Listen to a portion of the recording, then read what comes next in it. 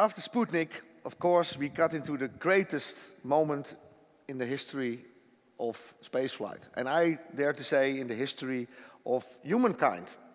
The Apollo missions to the moon. For the first time, humans left the cradle. The Earth is our cradle, and we made our first baby steps. We ventured out, and our first steps on our heavenly body. That was a great moment. And with us is a person who was part of this greatest moment in the history of humankind. He was part of it, and I would like to invite him on stage, Scott Millican.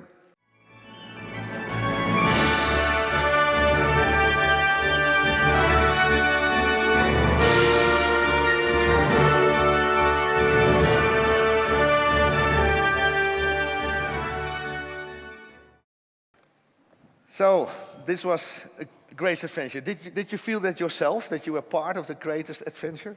You know, that's interesting, Andre. At the time that I was working there, I didn't really feel that I was involved in a historical type thing. I went to work every day, did my job, and we worked together with the astronauts because we housed them. We were in the same offices. But it was a long time before I really felt like I was part of something that was really historic. Yeah. You were a systems engineer, and you worked on the spacesuits. You were responsible for the life support system. We can see you here, just on the left. Your face is just in the picture. So you were working here with some astronauts in the spacesuit. What were your tasks?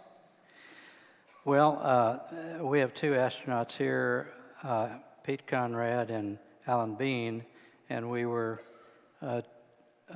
checking out the flight hardware, letting them put on the flight suit, the backpack, and all of the things that we have to put on. But you'll notice that this suit here, it can't be seen, but it's a one-piece suit. It's custom designed, and it's for each person.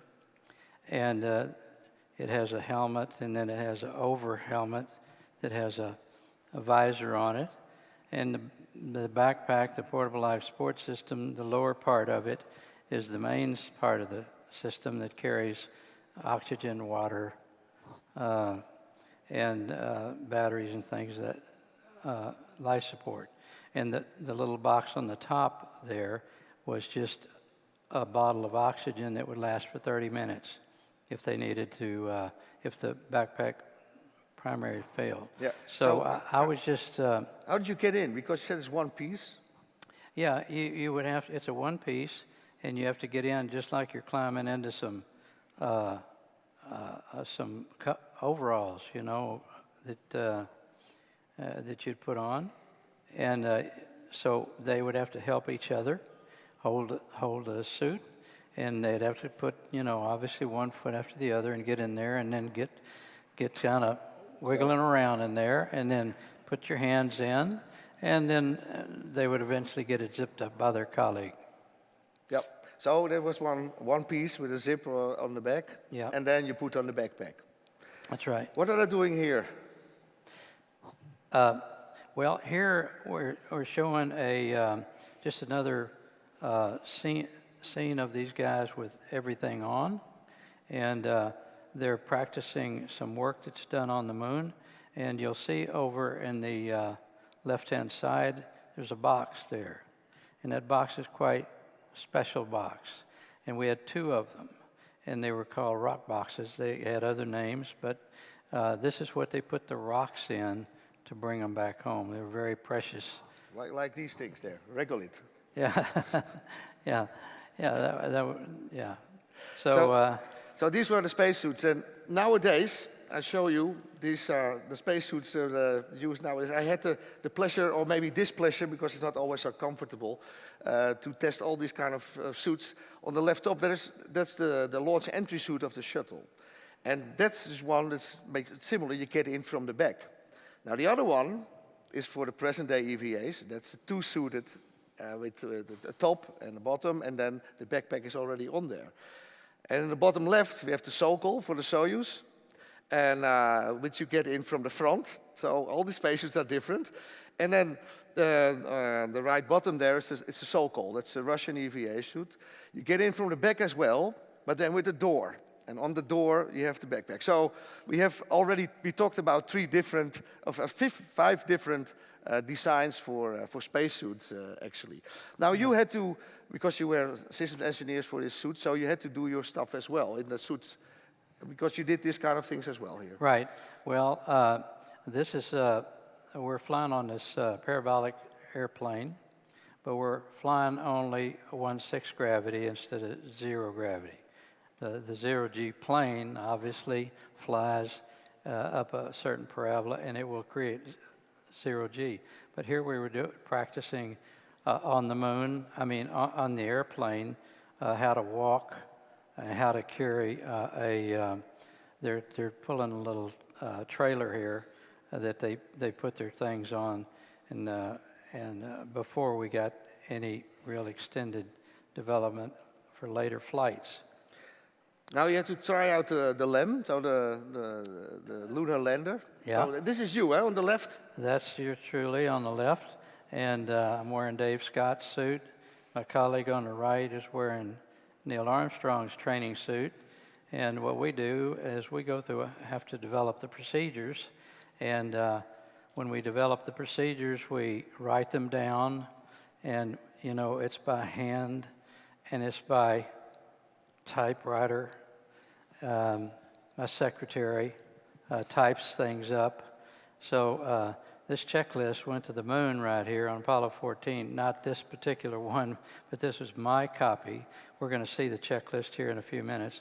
But I just tell you, this is what I call the as-flown copy that I sit at the console with, and it's got my hand-scribed notes on the pages in here that I was making whenever the crew was doing certain things. And so here we're developing these procedures, and then from then on, the checklist, the crew used this checklist, and there was one like this carried on every Apollo mission.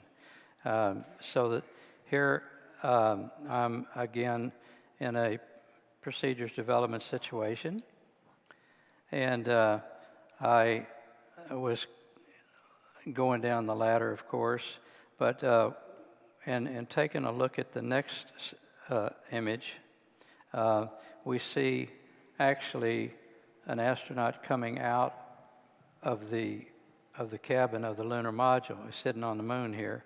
It's an actual photo from the moon, and he comes on down the ladder.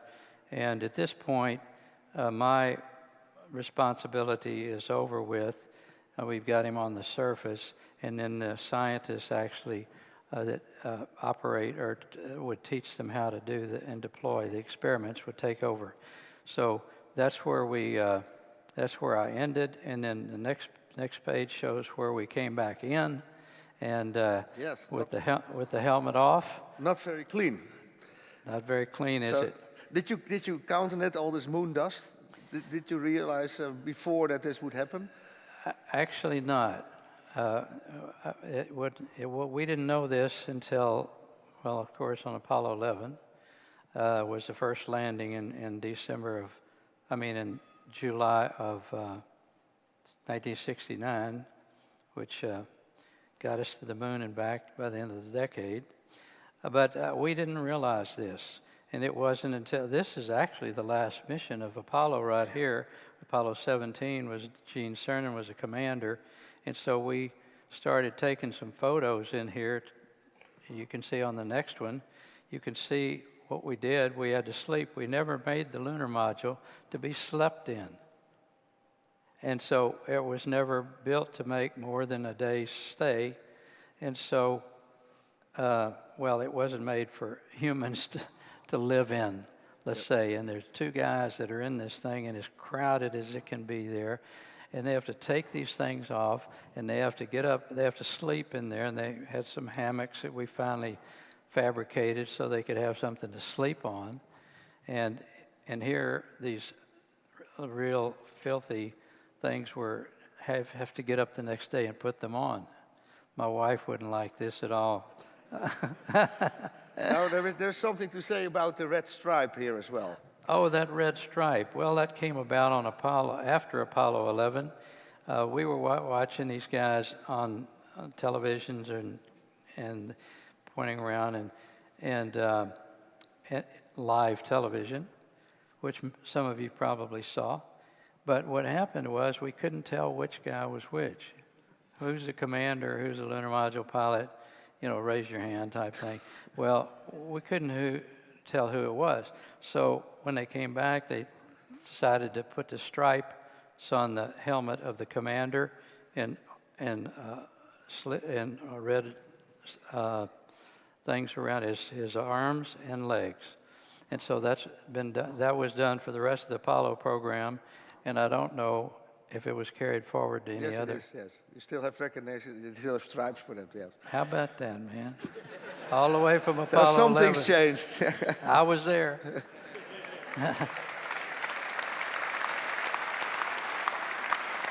Now, you said procedures are very important, so a lot of, you showed already a checklist there, and here from the inside. Right. There are a lot of different ones, this Yeah. size, big ones, and you also have, say, these ones. Right.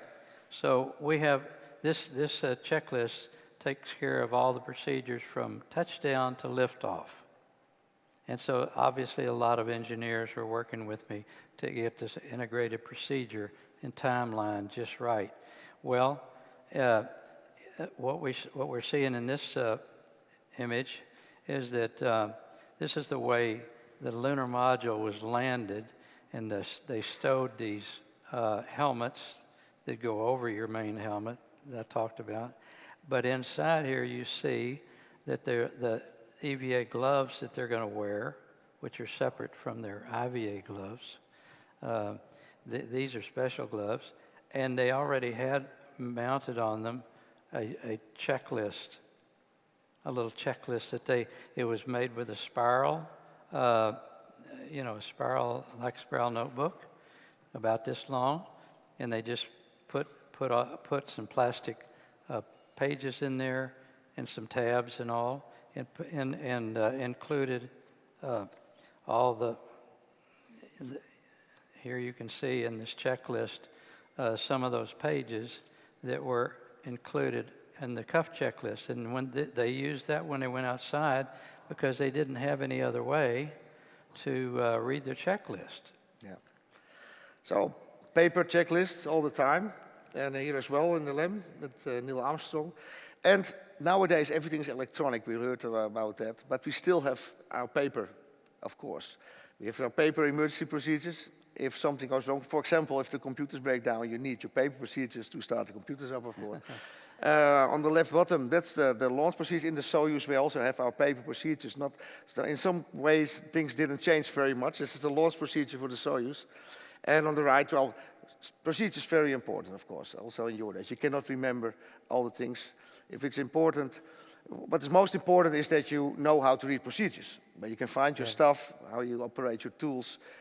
If you have that, then you can almost do everything. And we saw this already, of course, in the Apollo 13 era. Yes. Now, on the way back from the moon, there were also EVAs. Why was that?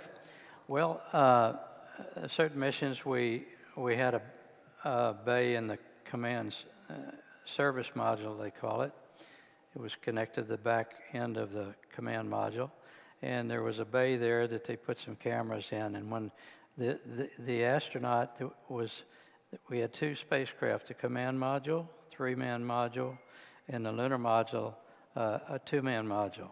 And here they took some photographs, probably 70 millimeter. I didn't look too much at I never saw the cameras that I know of.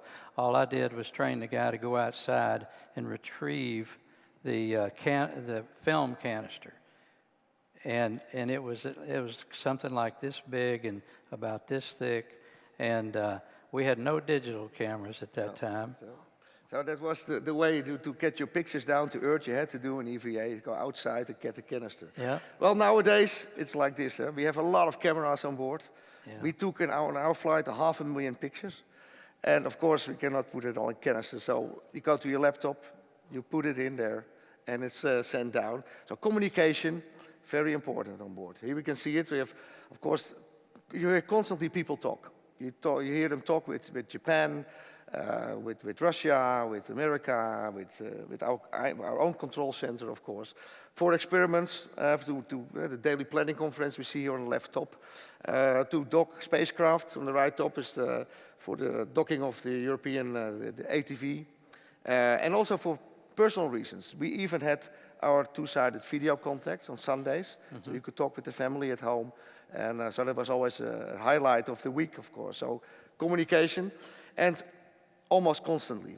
I mean, we have gaps, but we talk to the TDRS satellites. You see the antennas, Ku-band antenna, S-band antenna. So it's totally different, of course, than in those days. A lot of contact with the ground. So that brings us to this famous place, the Mission Control Center, Houston, where everything happened, where you were working. Well, yes, this is the Mission Control Center, and there was a flight director in here, and there's 21 flight controllers, and they're working on supporting all kinds of systems, and you always had a back room also of your colleagues that were monitoring maybe strip charts and things of that nature, and you were always talking back and forth to these guys. So when we're talking in here, we've got all kinds of loops that we have the flight director loop, and then everybody else has their own loop. When I was in there, it was called crew procedures. And I would just be in there at the time when the crewmen were doing the things that I taught him to do. Yeah.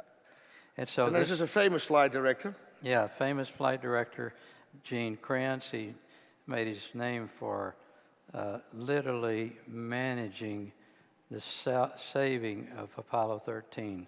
He took his crew and 21 guys offline, and they worked about 3 days without hardly any sleep, and they had three other, it takes three control center crews with a flight director to run a 24-hour day. But we realized something else just occurred to me, that when we learned here that you couldn't run two spacecraft simultaneously by the same control room. So we had another control room upstairs, identical to this one, and we had guys doing working with the command module, pilot. Yeah. Now this was the final moments of Apollo 13, I understand? Yes, it is. This is a real tenuous moment here when the Apollo 13 was finally making its re-entry. It was a total miracle. You just have to read the book written by Gene Kranz called Failure is Not an Option. It's really one of the most exciting books. I found it, it brought so much back to me.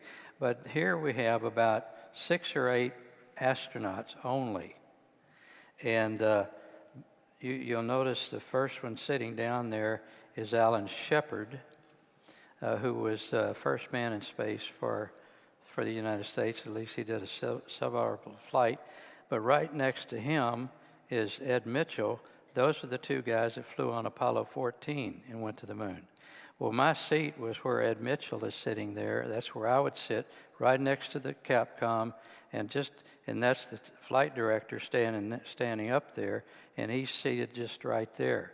So that's the way we sat, and that's and here's a. Here you are in the picture as well, and this is a moment because what we talk about is this flight controls, how we do it, and we still do it actually the same way. This is a handover. Right, this is a handover. This was actually a Skylab handover. It was a mission that we did after Apollo built some hardware and built a laboratory. So Rusty Schweikert is the astronaut closest to us, and sitting down there was Story Musgrave, and those 2 guys were the backup crew. And we were getting ready to do an EVA. And we're handing over. I'm standing up in the back there. That's me. And my colleague just sitting before me is the one that's going to take over my position. So Story Musgrave and my colleague there took over for Rusty Schweikert and myself, and then we backed out. So that's why we do a handover. Now, you were dealing with one flight control center. Nowadays, on the station, we have actually 5. There's 4 here. Houston, of course. Everybody knows Houston. But we have one in Huntsville, by the way, as well, for the experiments. We have, of course, our own flight control center, the right top, called CC, for the European systems, for European experiments. Tsukuba in Japan, and of course TUP in Moscow. So we actually deal with 5 control centers nowadays for the international space. That's what it means to be international. And all these people talk with each other, and actually more or less the same way as you did it. We have our handovers, we have our consoles, and so some things changed, some things didn't. And like Gene Kranz, the real boss of the space station is on the ground. That's the flight director and the mission director. So some things stayed the same. And this is, because you were working for NASA for 40 years. You started in 1966 with Gemini 10, and you ended here with Skylab. Right. It's you in the center, isn't it? Yes, I'm in the center, and this is just showing the flight director on the right, the Capcom on the left, Story Musgrave, and myself in the middle, a colleague that I work with, and then the program manager from headquarters of the program. So we were huddled around here. This became a very famous photo that made all the magazines and newspapers around the United States, and it shows us solving a problem using a plastic reveal toy that you buy at the shop and let your son or your daughter put together with glue. And that's why we solved this problem right here in the control center. And so that's the way it went. And I just want to make one last comment about communications. We didn't have much. And every change that had to be sent up had to be spoken, and somebody had to write it down. And when we had Apollo 13, that was a real problem because they had to write down all new procedures by hand, and to get us home. So very good, fantastic. Yeah. So some things changed, some things didn't. Yeah. Thank you for bringing us along. We went back in time, in the greatest time of spaceflight. Thank you very much, Scott. Thank you. Thank you.